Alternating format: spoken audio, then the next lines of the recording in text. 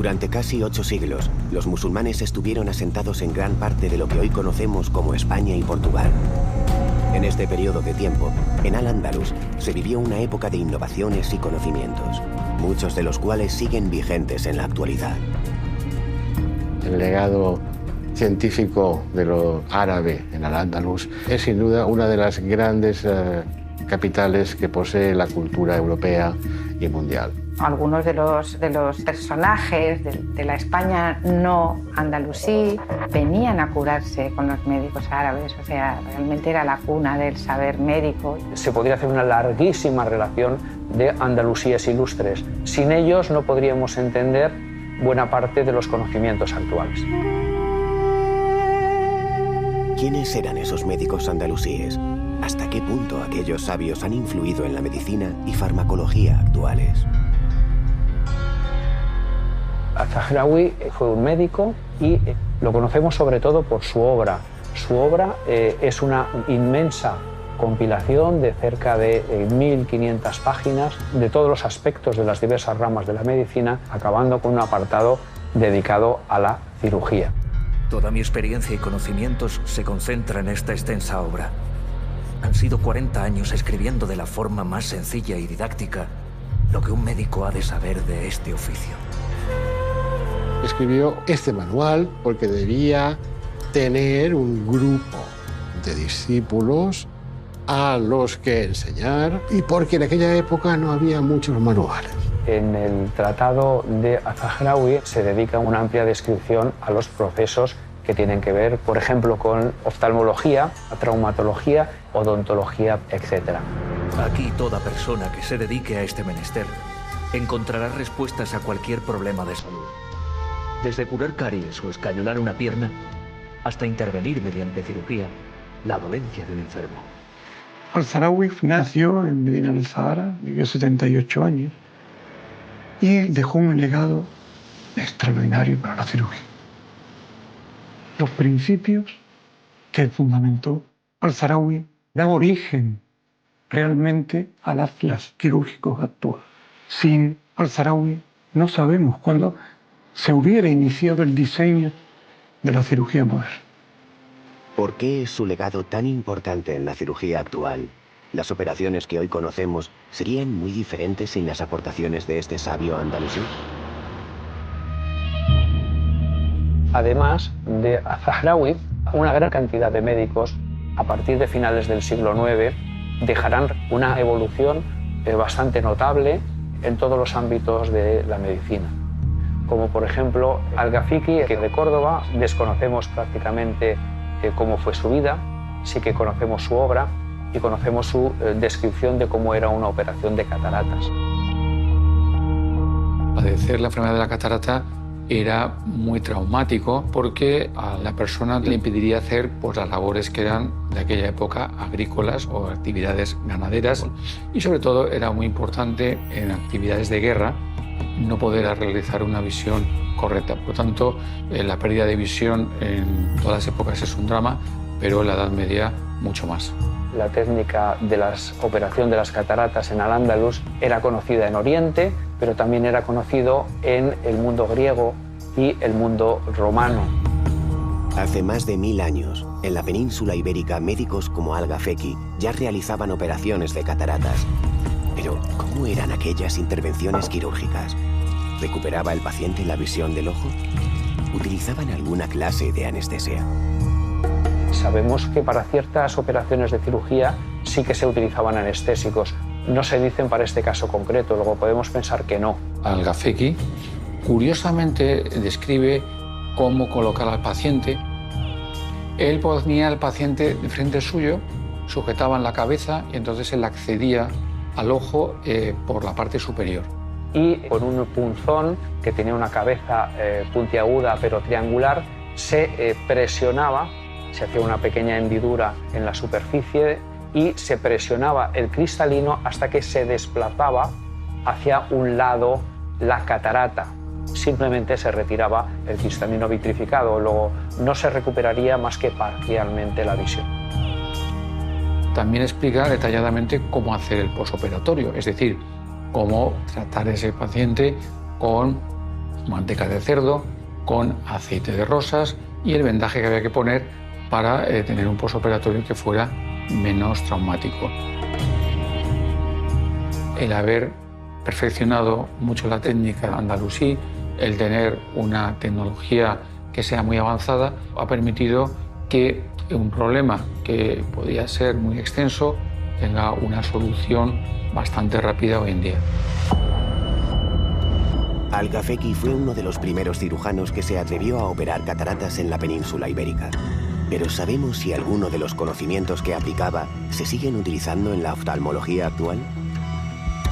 Al-Gafeki era un adelantado en su época. Él describe perfectamente una cosa muy curiosa que hacemos hoy en día, que es tapar el otro ojo que nos vamos a operar para evitar que hubiera movimiento. Entonces, al final, podemos decir que Al-Gafeki dio muchas pautas que efectivamente hoy en día se trasladan a nuestra época. Los lazos de unión entre Al-Ándalus y el resto del mundo musulmán permitieron la recepción de nuevos descubrimientos médicos. Unos conocimientos que llegaron a la península de las formas más diversas. Hay una enorme cantidad de andalusíes que van a Oriente a hacer su peregrinación a la Meca y aprovechan para formarse en ciencias de la religión, pero también en astronomía, matemáticas y medicina.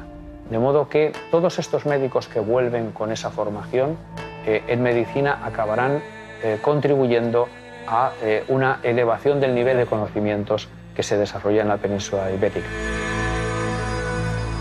Gracias a estos viajes, los andalusíes entraron en contacto con los sabios más reputados del mundo islámico. Ibn al-Haytham es seguramente el gran físico del siglo X. Es un hombre con una formación polifacética que incluye estudios médicos, estudios astronómicos, estudios matemáticos. Sabemos poco de su vida, pero sí que hay una anécdota común a diversas fuentes, que es la anécdota de hacerse pasar por loco. Ibn al-Haytham pasó a trabajar al Cairo como matemático y pasó al servicio del califa fatimí al-Hakim. Allí le ofreció el proyecto de crear una gran presa para que controlara las crecidas del Nilo, pero cuando se dio cuenta que como ingeniería no podía desarrollarlo y ante el temor de ser castigado por este califa fatimí, pues él se hizo el loco y se encerró en casa. De modo que durante 6 años se dedicó en casa a experimentar con la luz. El experimento más famoso es el experimento de las velas. Y hace que varias velas proyecten su imagen a través de un agujero mínimo que da una cámara oscura. De modo que un rayo de luz se acaba proyectando en la pared opuesta al agujero la imagen invertida. Es el principio de la cámara fotográfica y el principio también de la cámara de vídeo.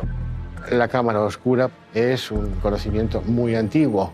Los griegos lo conocían, por lo tanto no es una novedad para Ibn al-Haytham. Lo que es una novedad es el uso que hace de la cámara oscura para confirmar sus teorías. Y gracias a las aportaciones de la experimentación de Ibn al-Haytham, ayuda a entender cuál es el funcionamiento del ojo humano. Las innovadoras ideas de Ibn al-Haytham revolucionaron las teorías de la visión que se habían dado por válidas desde los tiempos de los griegos. En la época clásica, tanto Galeno como Platón como Aristóteles explican la visión como que sale un fuego ígneo del interior del ojo y cuando se junta con la luz exterior acaba formando la imagen. Lo que él consigue es explicar cómo el cristalino puede proyectar una imagen dentro del ojo, que esta imagen después, a través del quiasma de los nervios, llega al cerebro. Además de la oftalmología, algunos médicos andalusíes se preocuparon también del cuidado de los dientes. ¿Cómo era la odontología que se practicaba hace más de 1000 años? ¿Conocían los implantes o los empastes como ocurre en la actualidad?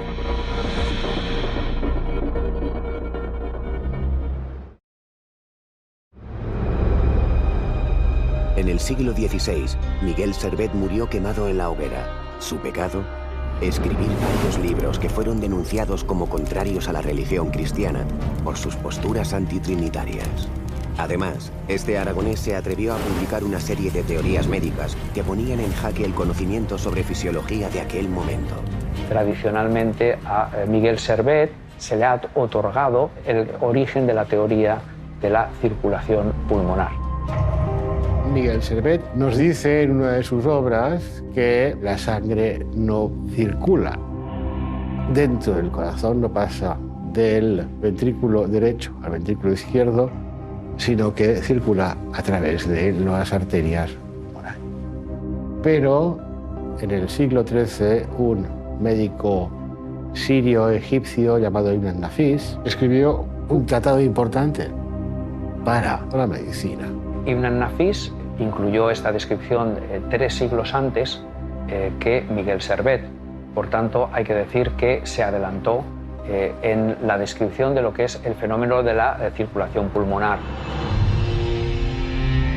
Miguel Servet recogió en sus obras las mismas ideas que Ibn an-Nafis había desarrollado en Egipto. ¿Cómo es posible que este descubrimiento pareciera calcado al de Ibn an-Nafis? ¿Pudo este aragonés tener acceso a la obra del médico sirio? ¿O quizás fue una simple casualidad separada por más de 300 años? Es posible.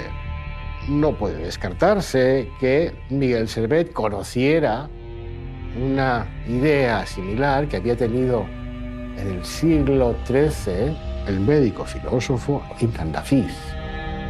Ahora bien, los expertos en Miguel Servet y en general en la medicina del Renacimiento no ven un vínculo directo. Es posible que sea una idea poligénica que ha nacido varias veces, más que no una idea transmitida. Hasta el momento no existen pruebas concluyentes de que Miguel Servet tuviera acceso a la obra de Ibn an-Nafis. Lo que sí sabemos es que tratados como el del cordobés Al-Zahrawi han contribuido al desarrollo de la medicina moderna. El Tratado de Al-Zahrawi es un documento de primer orden, porque nos explica lo que la medicina de la época era capaz de hacer. En el Tratado de Al-Zahrawi encontramos que se dedica una amplia descripción a los procesos que tienen que ver con la odontología. Al-Zahrawi aportó muchas cosas al campo de la odontología, empezando por la prevención. La higiene bucal fue en Al-Ándalus siempre muy cuidada como un aspecto más de la higiene personal. No solamente Al-Zahrawi le daba mucha importancia a la salud bucodental, sino que el pueblo en general, en Al-Ándalus, en aquella época, tenía como que era de vital importancia. El Corán prestaba muchísima atención a lo que era la higiene corporal. De hecho, era un precepto necesario para ser un buen musulmán. Además, los musulmanes tienen que enjuagarse la boca como 5 o 7 veces al día. Es decir, es necesario antes de orar el tener limpia la conciencia y limpio el cuerpo desde la boca hasta el resto del organismo. Con lo cual, esto es herencia del Corán. Cuando vemos los cementerios en Al-Ándalus y uno va a ver los arqueólogos, te sorprende cómo aparecen algunas caries, pocas, pero generalmente encuentras que las mandíbulas son bastante completas y bastante bien conservadas. Es decir, esa es la constatación real y efectiva de que esta higiene bucal era muy importante. Una buena limpieza de boca evita que los dientes se enfermen. Pero si, por desgracia, hubiera que extraer alguna pieza dental, hay que asegurarse cuál es la enferma, porque a veces el dolor engaña al paciente y se saca la muela sana. Al-Zahrawi entendía que había que tener mucho cuidado a la hora de hacer una extracción para que no se quedaran las raíces dentro del hueso, para que no se rompiera la muela, de manera que entendía que eso eran infecciones potenciales. En el Tratado de Al-Zahrawi encontramos tanto las restituciones de pieza o los implantes, como también los empastes. Resulta impactante saber que en el siglo X los médicos andalusíes usaban los empastes para salvar las piezas dentales de sus pacientes. Pero, ¿qué sustancias utilizaban? ¿Resistían tanto como los que utilizamos hoy en día? Tenemos delante las sustancias que utilizaba Al-Zahrawi para fabricar sus empastes y ahora voy a intentar recrearlo, voy a intentar simular lo que él hacía con sus manos con los mismos materiales o similares. Aquí tenemos almáciga, que es una resina que en este momento está en consistencia sólida, aquí ya la tenemos en consistencia líquida, y tenemos el alumbre, que es un mineral rico en sales que al mezclarlo pues tendrá una consistencia, se espera, similar a la de los empastes actuales.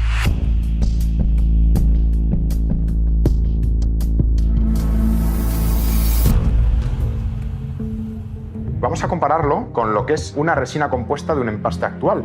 Aquí podemos visualizar cómo la consistencia del empaste tradicional y la consistencia del empaste que se utilizaba en Al-Ándalus por Al-Zahrawi puede incluso por el color llegar a ser similar.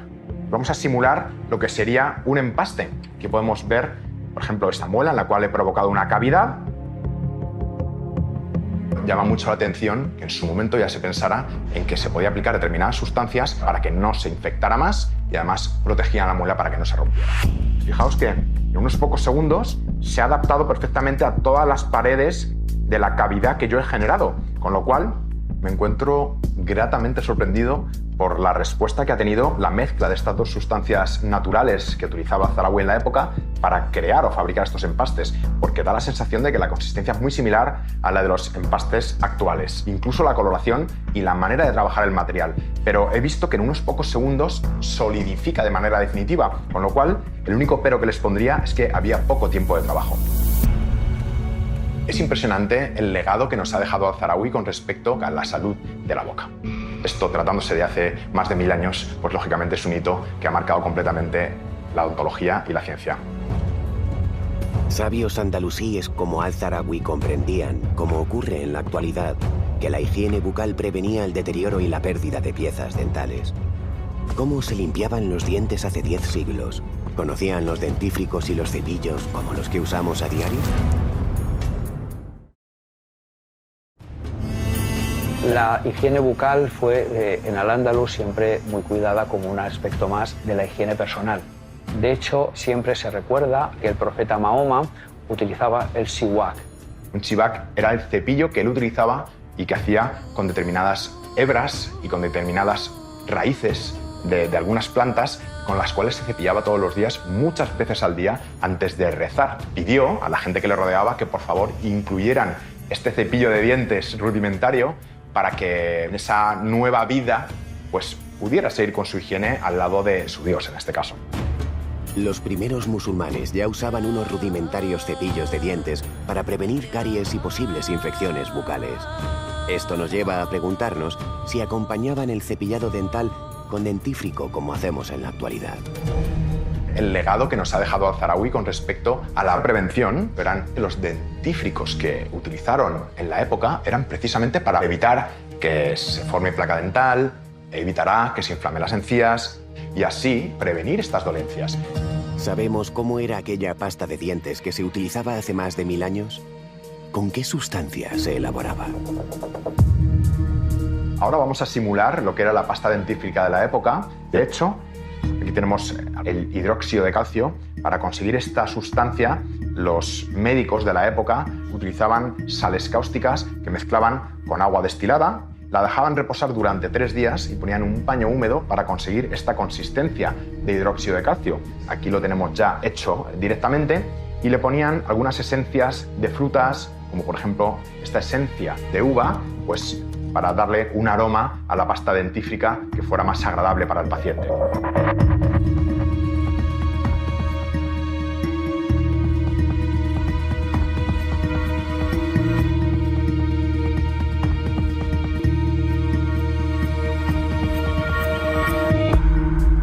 Aquí tenemos la consistencia de la pasta hecha con la receta de Al-Zahrawi en su época y vamos a compararla, por ejemplo, con cualquier tipo de pasta actual. Llama la atención que ya a simple vista el color y la consistencia es muy parecido. Y el aroma de la pasta también es agradable. Puede llegar a tener incluso similitudes con el olor de algunos dentífricos actuales. El resultado me parece sorprendente y de hecho yo, como odontólogo, no tendría ningún problema en cepillarme los dientes con esta pasta. Desde luego, mal no me haría. Esta pasta sería tan efectiva como la que puedo comprar en un supermercado. Como ocurre en la actualidad, el cepillo de dientes y el dentífrico ayudaban a los andalusíes a mantener una boca limpia y sana. ¿Qué ocurría cuando estos métodos no funcionaban y se perdía alguna pieza dental? ¿Qué tratamientos proponían los médicos de aquel entonces? Cuando un paciente perdía un diente, pues ciertos médicos de la época tallaban huesos de animales como si fuera un diente humano y los implantaban. Y entonces con hilo de oro o con hilo de plata, apoyándose en las piezas que están bien fijas, se iba hilando alrededor del diente. Lógicamente, estos materiales que utilizaban en aquel momento pues no son estables en el tiempo y además en muchas ocasiones fracasaban. Pero esta fue la base de lo que es la odontología actual. La medicina bucodental que se practicaba en Al-Ándalus podía prevenir y curar muchas enfermedades relacionadas con la dentición, pero ¿estaba al alcance de toda la población andalusí? ¿Las clases humildes también tenían acceso a estos avances en el campo de la odontología? A pesar de que era la época de oro de la odontología antigua, esta no era accesible a toda la población. En realidad, cuando alguien tenía un dolor de muelas, se iba a la plaza de su pueblo y el primer barbero que encontraba le arrancaba la muela cogiendo su cabeza entre las piernas para que el paciente no se moviera y arrancarle directamente la muela. Y esto hoy en día, por supuesto, sería una locura. Los médicos andalusíes aconsejaban a sus pacientes mantener una buena higiene dental como medida preventiva para evitar enfermedades bucales. ¿Qué otras recomendaciones daban los médicos a sus pacientes para cuidar su salud? La alimentación y la higiene son los dos primeros pasos, forman los fundamentos de la medicina preventiva. La verdad es que la dieta musulmana introdujo cambios revolucionarios respecto a lo que en aquel momento en España los pobladores, fundamentalmente visigodos, hacían, porque incorporó alimentos de mucha calidad. Incluso hay una anécdota preciosa de Sancho el Craso, Craso que significa gordo, que quería ser rey de Navarra, pero que con ese aspecto tan grasiento y tan poco noble no podía serlo, y su abuela lo llevó a la corte de Ramán III. Allí lo puso bajo tratamiento el médico judío Hasdain Saprut, que le mantuvo 40 días a base de infusiones y haciendo ejercicio. Al principio a caballo y luego haciendo ejercicio más intenso, de modo que perdió suficientes kilos para que pudiera recuperar y demostrar que no era una persona incapaz por su obesidad para ser rey. Los médicos de andalusíes tenían muy en cuenta la dieta. De hecho, ellos heredan el concepto griego de dieta como manera de vivir para prevenir enfermedades y para curarlas. Esas enfermedades, por ejemplo, respondían o bien a cálculos biliares o algún problema digestivo. Se trataba con un tipo de alimentos muy fácilmente digestibles, dietas blandas, se eliminaban las frituras, es decir, algo muy parecido a lo que ha persistido siglos después para tratar las enfermedades digestivas. Para los sabios musulmanes, una alimentación adecuada ayudaba a mantener una buena salud. Uno de sus médicos logró relacionar cada alimento con los beneficios que aporta a nuestro cuerpo. Ibn Hátima es un médico, un granadino muy importante del siglo XIV, que tiene que enfrentarse con la peste en Almería y la vive y después nos la explica. En el Tratado de Ibn Hátima se recomienda la fumigación de viviendas, el aislamiento de enfermos, la limpieza de las ropas, la limpieza de la casa. Es decir, una serie de medidas que nos suenan hoy en día como muy actuales. Algunos sabios en ese momento tienen un atisbo, en principio, de evitar la enfermedad confinándose en sus domicilios y no tuvieron problemas con la peste, pero esto hay que interpretarlo como una observación, no es una recomendación para la población. Ibn Hátima nos explica las circunstancias en que se desarrolla la peste. Y entonces es cuando aquí hay las observaciones interesantes. Observa que la peste se contagia de persona a persona. Esta idea de contagio es una idea revolucionaria para la ciencia de la época. En la medicina andalusí destacaron muchos sabios, pero hubo uno que brilló sobre el resto. Un médico cuyo legado aún perdura en la actualidad. En el tratado de Az-Zahrāwī, en el Kitab al-Tasrīf, encontramos que se dedica una amplia descripción a los procesos que tienen que ver con traumatología. Y es con Al-Zahrawi que se convierte en una disciplina médica articulada y bien organizada. La verdad es que fue un personaje súper revolucionario, porque podemos decir que es un autor que redactó su obra en el siglo XI. Por ejemplo, él ya habla de una especie de yeso que se pone en la dislocación de cualquier zona del cuerpo. Pues eso son escayolas. En lo que a huesos se refiere, he encontrado en elementos tan simples como la harina y el huevo la solución perfecta para que las vendas queden tan duras como las piedras. De esta manera, las piernas o los brazos quedan totalmente inmovilizados, disminuyendo por la gracia de Alá el tiempo de curación del enfermo. De Al-Ándalus nos ha llegado mucha información sobre médicos y curiosamente todos eran hombres. ¿Qué ocurría con las mujeres? ¿Podían ejercer esta profesión? Las respuestas las encontramos en el tratado de otro hombre, el sabio Al-Zahrawi. Al-Zahrawi era discípulo de Arif y Said, el cual fue el primer autor de un tratado completo hispanoárabe sobre obstetricia y pediatría.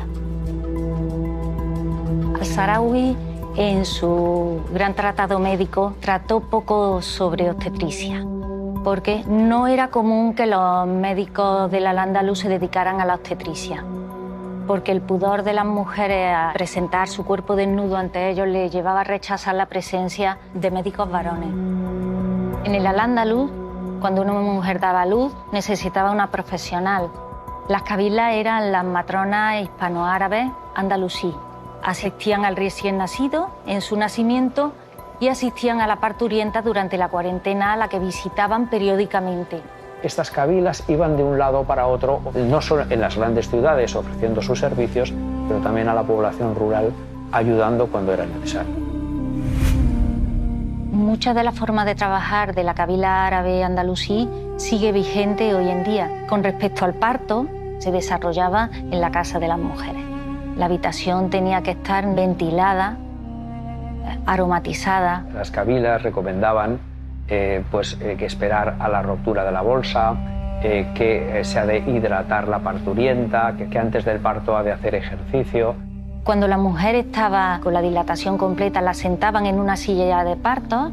Nosotros disponemos de sillas de parto hoy en día y que pueden hacer que la mujer esté en posición totalmente vertical. O sea que muchas cosas coinciden con la forma de trabajar hoy en día.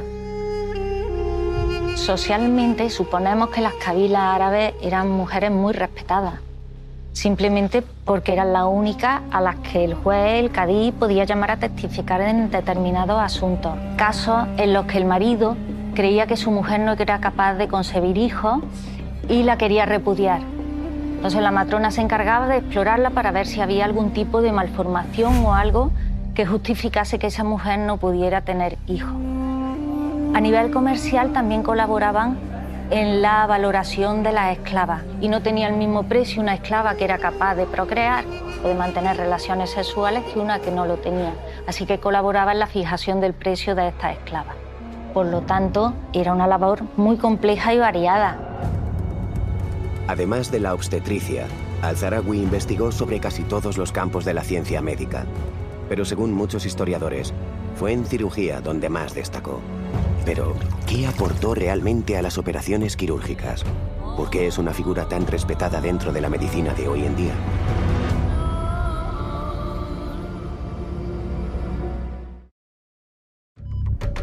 En la actualidad, la medicina se suele ejercer en hospitales o consultas. Imaginamos que hace 10 siglos la situación sería muy diferente. Aquellos médicos andalusíes, ¿dónde trataban a sus pacientes?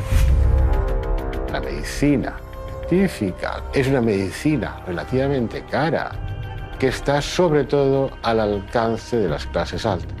En este sentido, es el palacio y su entorno, la dinastía califal y todos sus satélites los que promueven en buena medida este florecimiento de la medicina. Los mejores médicos ejercían su profesión en palacio al servicio de las clases altas andalusíes. Una situación muy diferente era la que vivía el resto de la sociedad. En Al-Ándalus, la población acudía a casa del médico y allí le pasaba consulta. Hay noticias de la larga fila de sillas que había en las consultas de determinados médicos y esto hablaba de la fama del mismo. Por otro lado, hay que decir que en Oriente encontramos desde el siglo IX y desde el siglo X esa proliferación de hospitales. Por tanto, el hospital viene de Oriente, del mundo persa. El primer hospital que se construye en Al-Ándalus es el Maristán de Granada. Un hospital que se construye muy tardíamente, ya en el siglo XIV. No se puede comparar con hospitales de Oriente que tenían capacidad para 3.000 pacientes. Podríamos pensar en principio que pudieran caber a lo mejor 300. Hay que decir que en los hospitales que era para asistencia a los enfermos pobres, pero lo que podemos suponer es que era para asistencia a los enfermos, sobre todo dementes, lo que llamaríamos hoy en día un manicomio. De hecho, hay hospitales en Oriente que tenían salas para dementes, cosa que en el mundo cristiano los encerraban en una torre o los encerraban en una cárcel, no en un hospital, ¿no?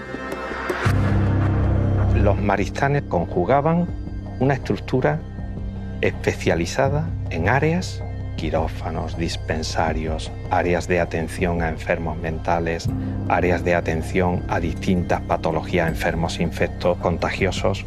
Por consiguiente, fueron la esencia de lo que en la actualidad es el modelo de hospital universitario de máxima calidad científico, técnica y asistencial.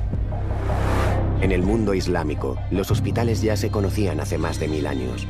Allí los médicos intentaban por todos los medios curar a sus pacientes. Pero, ¿disponían de fármacos adecuados para acabar con esas enfermedades? ¿Aquellas medicinas se parecían en algo a las que utilizamos hoy en día? Los inicios de la profesión farmacéutica con independencia de la medicina aparecen también en el mundo árabe, en Al-Ándalus. Los orígenes de esta farmacología hay que buscarlos sobre todo con la llegada del manuscrito de Dioscórides que envía el emperador Constantino a Terramán III. Este libro de Dioscórides contenía 600 recetas y preparados médicos. La materia médica de Dioscórides estaba como documento, pero no se había llegado a interpretar correctamente todos los contenidos, todas las drogas que allí se citaban. Y este es el papel un poco que juega el monje Nicolás, con su conocimiento de la materia médica original, que le permitió hacer el papel de traductor. Y entonces empezaron a traducir todos los nombres que estaban del griego, a identificar todo ese tipo de plantas que había ahí descritas. Y eso fue, digamos, el punto de arranque de toda la explosión de conocimiento científico andalusí. La materia médica de Dioscórides supuso un punto de inflexión en la farmacología andalusí. Aquellos sabios ya sabían para qué dolencia se utilizaba cada planta. El siguiente paso era emplearlas de una forma precisa y correcta para lograr que los enfermos sanasen. Los jardines botánicos de Al-Ándalus se plantaban especies que iban a ser utilizadas como remedio o iban a formar parte de otros compuestos. Hemos encontrado libros simples, me refiero a especies vegetales que por sí tenían ya una utilidad, y luego tenemos también otros documentos que son los libros de compuestos, donde se decían medicamentos con más de un simple. Los mejores fármacos siempre se elaboraban en palacio. Allí los médicos experimentaban con todo tipo de compuestos en su búsqueda de nuevas medicinas. ¿Pero consiguieron ampliar los conocimientos que adquirieron del tratado de Dioscórides? ¿Hubo algún andalusí que destacó en el campo de la farmacología? Ben Wafid es una figura importantísima dentro del desarrollo de la farmacología en el siglo XI. Es un autor que nació y murió en Toledo, en la corte de los Dunnún. Se le conoce como un médico de un carácter eminentemente práctico. La aportación más importante, no la única, porque tiene varios libros, pero la más importante es el libro de la almohada. Este libro de la almohada recoge muchas recetas para todas las enfermedades que él describe desde la cabeza a los pies. En el libro de Ben Wafid, de las 900 y pico recetas o medicamentos Hay al menos 200 drogas nuevas, 200 utilidades, partes, digamos, de una planta que se utilizaban para hacer un medicamento.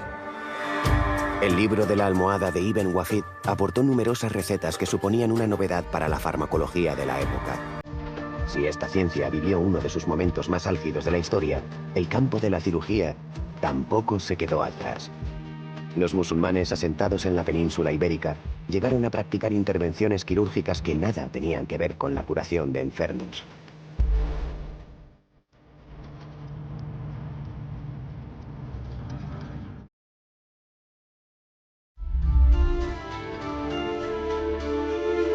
El embellecimiento y la higiene eran costumbres muy arraigadas en el Al-Ándalus.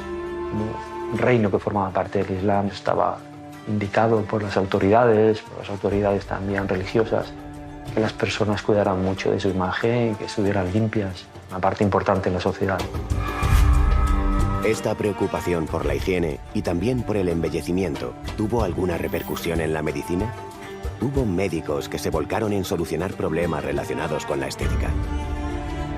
Si bien no era costumbre hacer intervenciones estéticas por embellecer solamente, sí había costumbre para hacer intervenciones con el fin de arreglar algo que estaba mal.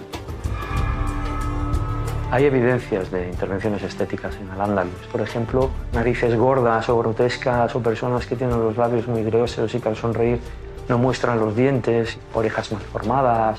También aparece descrita en los tratados de Al-Farawi. El campo de la cirugía plástica estética hay documentos muy antiguos. Por ejemplo, en la India antigua ya había tratados donde se explicaba cómo hacer una reconstrucción nasal. En Grecia hubo publicaciones también importantes de algunos procedimientos estéticos, pero sobre todo en Al-Ándalus se habló con más claridad de cirugía plástica. Entonces, la cirugía plástica actual le debe muchísimo a publicaciones de Al-Ándalus de esa época.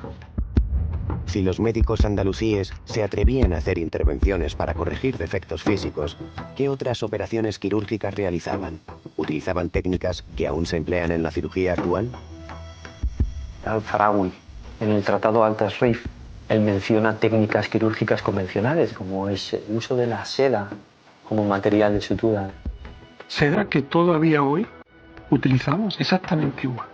También utilizaban tripa de animales, tripa de gato, para ligar vasos, para hacer suturas, porque las tripas de gato es material biodegradable y el cuerpo lo absorbía. Todo indica que las operaciones de cataratas se realizaban sin ninguna sustancia para calmar el dolor.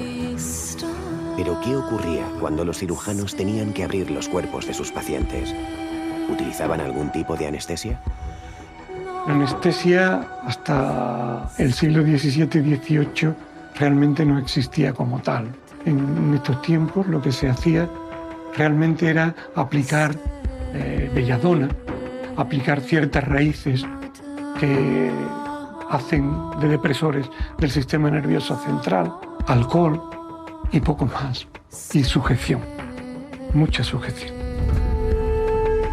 Con Al-Farawi la cirugía sube a un nivel desconocido y hay que decir que es el padre de una cirugía que se utilizaban como tratamientos simples para la curación de enfermedades. ¿Por qué? Por lo que suponía de dificultades con la hemostasis, frenar las hemorragias y también de dificultades de infecciones del cuerpo del paciente.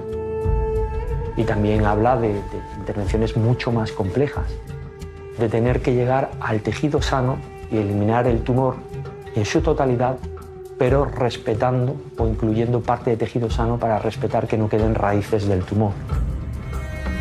Además de practicar este tipo de operaciones, muchos historiadores coinciden en que Al-Farawi fue el precursor de la cirugía moderna. ¿Qué le debe esta rama de la medicina a aquel sabio andalusí? ¿Cuál es la herencia que nos ha dejado? Al-Farawi, en su Tratado 30, que es el tratado de cirugía, que es valiosísimo porque allí incluye hasta 200 dibujos de instrumental quirúrgico de todo tipo. Y es una aportación muy interesante teniendo en cuenta que son instrumentos necesarios para las muy diversas operaciones que se realizan. Una intervención quirúrgica jamás podrá tener éxito sin unas herramientas que le den seguridad al médico encargado. Es imprescindible que sean de buena calidad y con un buen acabado. Cuantas más tenga a su alcance, más seguro se sentirá el cirujano. En el tratado aparecen numerosos instrumentos quirúrgicos que hoy en día han sido reproducidos, además, por la industria moderna y que son de una utilidad tremenda.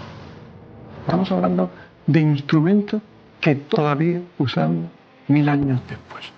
Por supuesto, con otros materiales, con un diseño que hemos ido perfeccionando, pero en principio seguimos todavía en muchos casos el diseño original de Al-Zarawi. Así vemos que entre una sierra de Al-Zarawi y una sierra moderna con sus dientes absolutamente similares. Si nos vamos al terreno de los bisturí, Al-Zarawi utilizaba bisturí muy pequeños, algunos para la cirugía ocular, otros para separar la piel, otros rectos, absolutamente rectos, para incidir sobre planos de diversas zonas anatómicas. Si nos vamos a los ganchos, aquí tenemos un gancho moderno y aquí tenemos los de Al-Zarawi. Si nos vamos a la cauterización, para cauterizar tenemos hoy día bisturís eléctricos que enchufamos a la corriente y que cambiamos. Este, por ejemplo, sería idéntico a los que aquí tenemos de Al-Zarawi. Idéntico, distintos tamaños, pero al fin y al cabo exactamente iguales. Pero hoy tenemos instrumentos que son muy similares. ¿En qué se diferencia este de este tan actual? Pues prácticamente en nada. Podemos decir que nuestra cirugía es una cirugía que brota hace 1000 años de la mente de este gran hombre. Los instrumentos que diseñó Al-Zarawi en el siglo X han servido de inspiración para la cirugía moderna. Un médico que dejó escrito en su tratado la forma de cauterizar heridas, empastar muelas o la manera correcta de escayolar piernas y brazos. Durante siglos, el tratado de Al-Zarawi se empleó como parte esencial de la formación de los médicos de toda Europa. Pero la aportación musulmana a la ciencia médica estuvo también protagonizada por otros muchos sabios.